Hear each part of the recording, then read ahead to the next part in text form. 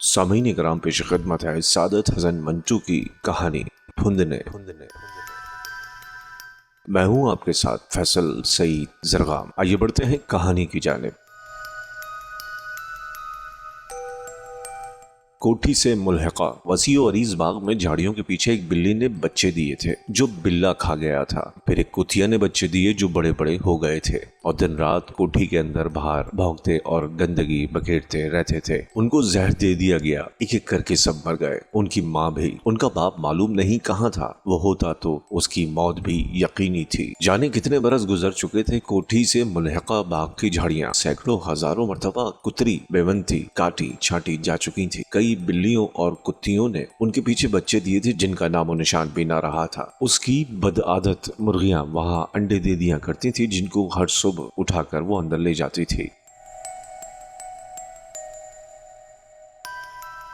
इसी बाग में किसी नौजवान ने उनकी नौजवान मुलाजिमा को बड़ी बेदर्दी से कत्ल कर दिया था। उसके गले में उसका फुंदनों वाला सुर्ख रेशमी अजारबंद था जो उसने 2 रोज पहले फेरी वाले से 8 आने में खरीदा था, फंसा हुआ था। इस जोर से कातिल ने पेश दिए थे कि उसकी आंखें बाहर निकल आई थी। इसको देखकर उसको इतना तेज बुखार चढ़ा था कि बेहोश हो गई थी और शायद अभी तक बेहोश थी। लेकिन ऐसा क्यों कर हो सकता था? इसलिए कि इस कत्ल के देर बाद मुर्गियों ने अंडे नहीं, बिल्लियों ने बच्चे दिए थे और एक शादी हुई थी। कुतिया थी जिसके गले में लाल दुपट्टा था, मुकेशी झिलमिल करता। उसकी आंखें बाहर निकली हुई नहीं थी, अंदर धसी हुई थी। बाग में बैंड बजा था। सुर्ख वर्दियों वाले सिपाही आए थे जो रंग बिरंगी मशकें बगलों में दबाकर मुंह से अजीब अजीब आवाजें निकालते थे। उनकी वर्दियों के साथ कई फुंदने लगे थे जिन्हें उठा उठा कर लोग अपने अजारबंदों में लगाते जाते थे। पर जब सुबह होती तो उनका नामो निशान तक नहीं था। सबको जहर दे दिया गया था।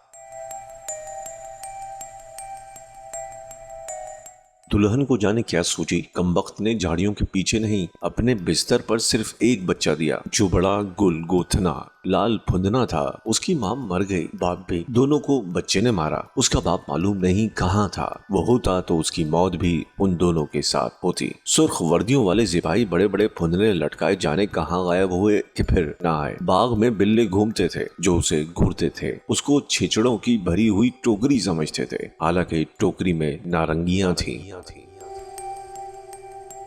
एक दिन उसने अपनी 2 नारंगियां निकालकर आईने के सामने रख दी। इसके पीछे होके उसने उनको देखा मगर नजर ना आई। उसने सोचा इसकी वजह यह है कि छोटी हैं, मगर वो इसके सोचते सोचते ही बड़ी हो गई और उसने रेशमी कपड़े में लपेटकर आतिशदान पर रख दी। अब कुत्ते भौंकने लगे, नारंगियां फर्श पर लुढ़कने लगी, कोठी के हर फर्श पर उछली, हर कमरे में कूदी और उछलती कूदती बड़े बड़े बागों में भागने दौड़ने लगी। कुत्ते उनसे खेलते और आपस में लड़ते झगड़ते रहते। जाने क्या हुआ, उन कुत्तों में 2 जहर खा के मर गए। जो बाकी बचे वो उनकी अधेड़ उम्र की हट्टी कट्टी मुलाजमा खा गई। ये उस नौजवान मुलाजमा की जगह आई थी जिसको किसी आदमी ने कत्ल कर दिया था, गले में उसके फुंदनों वाला अजारबंद का फंदा डालकर। इसकी माँ थी अधेड़ उम्र की मुलाजमत से उम्र में 6-7 बरस बड़ी। इसकी तरह हट्टी कट्टी नहीं थी। हर रोज सुबह शाम मोटर में सैर को जाती थी और बद आदत मुर्गियों की तरह दूर दराज बागों में झाड़ियों के पीछे अंडे देती थी। उनको वो खुद उठाकर लाती थी ना ड्राइवर। ऑमलेट बनाती थी जिसके दाग कपड़ों पर पड़ जाते थे। सूख जाते तो इनको बाग में झाड़ियों के पीछे फेंक देती थी जहाँ से चीलें उठाकर ले जाती थी। एक दिन उसकी सहेली आई, Pakistan mail, motor number PL 9612। बड़ी गर्मी थी। डैडी पहाड़ पर थे, मम्मी सैर करने को गई थी, पसीने छूट रहे थे। उसने कमरे में दाखिल होते ही अपना ब्लाउज उतारा और पंखे के नीचे खड़ी हो गई। इसके दूध उबले हुए थे जो आहिस्ता आहिस्ता ठंडे हो गए। उसके दूध ठंडे थे जो आहिस्ता आहिस्ता उबलने लगे। आखिर दोनों दूध हिल हिल के गुनगुने हो गए और खट्टी लस्सी बन गई। उस सहेली का बैंड बज गया, मगर वो वर्दी वाले सिपाही फुंदने नचाने न आए। इसकी जगह पीतल के बर्तन थे, छोटे और बड़े, जिनसे आवाजें निकलती थी, गरजदार और धीमी, धीमी और गरजदार। ये सहेली जब फिर मिली तो उसने बताया कि वो बदल गई है। सचमुच बदल गई थी। उसके अब 2 पेट थे, एक पुराना दूसरा नया। एक के ऊपर दूसरा चढ़ा हुआ था। इसके दूध फटे हुए थे। फिर इसके भाई का बैंड बजा। अधेड़ उम्री की हट्टी कट्टी मुलाजमा बहुत रोई। इसके भाई ने उसको बहुत दिलासा दिया। बेचारी को अपनी शादी याद आ गई थी। रात भर उसके भाई और इसकी दुल्हन की लड़ाई होती रही। वो रोती रही, वो हंसता रहा। सुबह हुई तो अधेड़ उम्र की हट्टी कट्टी मुलाजमा उसके भाई को दिलासा देने के लिए अपने साथ ले गई। दुल्हन को नहलाया गया। उसकी शलवार में उसका लाल फुंदनों वाला अजारबंद पड़ा था। मालूम नहीं ये दुल्हन के गले में क्यों न बांधा गया। उसकी आंखें बहुत मोटी थीं। अगर गला जोर से घोटा जाता तो वो ज़िबा किए हुए बकरे की आंखों की तरह बाहर निकल आती और उसको बहुत तेज बुखार चढ़ता, मगर पहला तो अभी तक उतरा नहीं। हो सकता है उतर गया हो और ये नया बुखार हो जिसमें वो अभी तक बेहोश है। उसकी माँ मोटर ड्राइवरी सीख रही थी। बाप होटल में रहता था। कभी कभी आता था और अपने लड़के से मिलकर चला जाता था। लड़का कभी कभी अपनी बीवी को घर बुला लेता था। अधेड़ उम्र की हट्टी कट्टी मुलाजमा को 2-3 रोज के बाद कोई याद सताती है तो रोना शुरू कर देती है। वो उसे दिलासा देती है, वो उसे पुचकारती है और दुल्हन चली जाती है। अब वो और दुल्हन भाभी दोनों सैर को जाती हैं। सहेली भी। Pakistan mail, motor number PL 9612। सैर करते करते अजंता जा निकलती हैं जहाँ तस्वीरें बनाने का काम सिखाया जाता है। तस्वीरें देखकर तीनों तस्वीर बन जाते हैं। रंग ही रंग, लाल, पीले, हरे, नीले, सबके सब चीखने वाले हैं। उनको रंगों का खालिक चुप कराता है। उसके लंबे लंबे बाल है। सर्दियों और गर्मियों में ओवरकोट पहनता है। अच्छी शक्लो सूरत का है। अंदर बाहर हमेशा खड़ावा इस्तेमाल करता है। अपने रंगों को चुप कराने के बाद खुद चीखना शुरू कर देता है। उसको ये तीनों चुप कराती हैं और बाद में खुद चिल्लाने लगती है।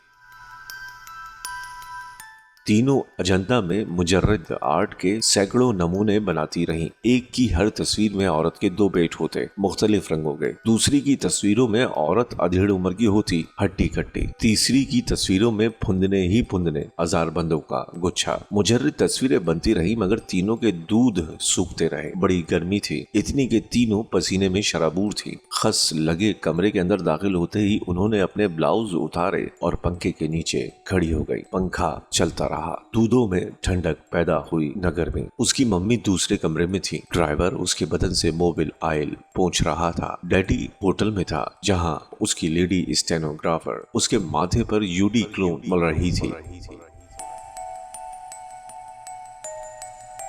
एक दिन उसका भी बैंड बज गया। उजाड़ बाग फिर बारौनक हो गया। गमलों और दरवाजों की आराइश अजंता स्टूडियो के मालिक ने की थी। बड़ी बड़ी गहरी लिपस्टिकें उसके बिखरे हुए रंग देखकर उड़ गई। एक जो ज्यादा स्याही माइल थी, इतनी उड़ी कि वहीं गिरकर उसकी शागिर्द हो गई।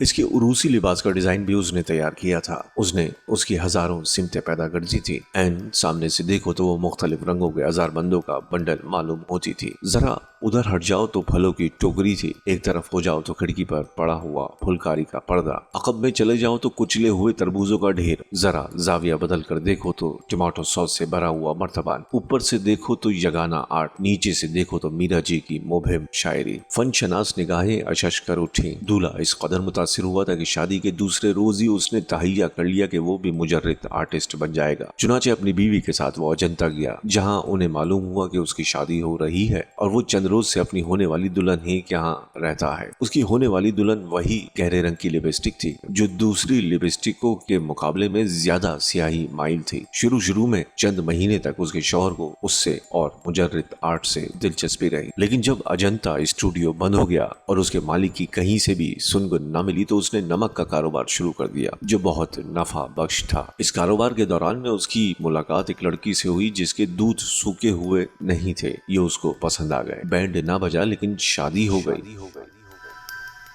ब्रश उठाकर ले गई और अलग रहने लगी। ये नाचाकी पहले तो दोनों के लिए तलखी का मौजब हुई, लेकिन बाद में एक अजीबोगरीब मिठास में तब्दील हो गई। उसकी सहेली ने जो दूसरा शौहर तब्दील करने के बाद सारी यूरोप का चक्कर लगा आई थी और अब दिक्की मरीज थी। इस मिठास को क्यूबिक आर्ट में प्रिंट किया। साफ शफाफ चीनी के बेशुमार क्यूब थे जो धुआं के पौधों के दरमियान इस अंदाज से ऊपर तले रखे थे कि इनसे 2 शक्लें बन गई थी। उस पर शहद की मक्खियां बैठी रस चूस रही थी। इसकी दूसरी सहेली ने जहर खाकर खुदकुशी कर ली। जब उसको ये अलमनाक खबर मिली तो वो बेहोश हो गई। मालूम नहीं बेहोशी नई थी या वही पुरानी जो बड़े तेज बुखार के बाद ज़हूर में आती है। उसका बाप यूडी क्लोन में था, जहाँ उसका होटल उसकी लेडी स्टेनोग्राफर का सर सहलाता था। उसकी मम्मी ने घर का सारा हिसाब किताब अधेड़ उम्र की हट्टी कट्टी मुलाजमा के हवाले कर दिया था। अब उसको ड्राइविंग आ गई थी, मगर बहुत बीमार हो गई थी, मगर फिर भी उसको ड्राइवर के बिन माँ के पिल्ले का बहुत ख्याल था। वो उसको अपना मोबिल ऑयल पिलाती थी। उसकी भाभी और उसके भाई की जिंदगी बहुत अधेड़ और हट्टी कट्टी हो गई थी। दोनों आपस में बड़े प्यार से मिलते थे कि अचानक एक रात जबकि मुलाजमा और उसका भाई घर का हिसाब किताब कर रहे थे तो उसकी भाभी नमूदार हुई। वो मुजर्रिद थी, उसके हाथ में कलम था न ब्रश, लेकिन उसने दोनों का हिसाब साफ कर दिया। सुबह कमरे में से जमे हुए लहू के 2 बड़े बड़े फुंदने निकले जो उसकी भाभी के गले में लगा दिए गए। अब वो कदरे होश में आई। खाविन से नाचाकी के बाईस उसकी जिंदगी तल्ख होकर बाद में अजीब व गरीब मिठास में तब्दील हो गई। उसने इसको थोड़ा सा तल्ख बनाने की कोशिश की और शराब पीना शुरू की, मगर नाकाम रही, इसलिए कि मिकदार कम थी। उसने मिकदार बढ़ा दी, हत्ता कि वो उसमें डुबकियां लेने लगी। लोग समझते थे कि अब गर्क हुई, मगर वो सतह पर उभर आती थी। मुंह से शराब पूंछती हुई और कहकहे लगाती हुई। सुबह को जब उठती तो उसे महसूस होता कि रात भर उसके जिस्म का जर्रा जर्रा धाड़े मार मार कर रोता रहा। उसके वो सब बच्चे जो पैदा हो सकते थे, उन कब्रों में जो उनके लिए बन सकती थी, उस दूध के लिए जो उनका हो सकता था, बिलक बिलक कर रो रहे हैं, मगर उसके दूध कहाँ थे? वो तो जंगली बिल्ले पी चुके थे।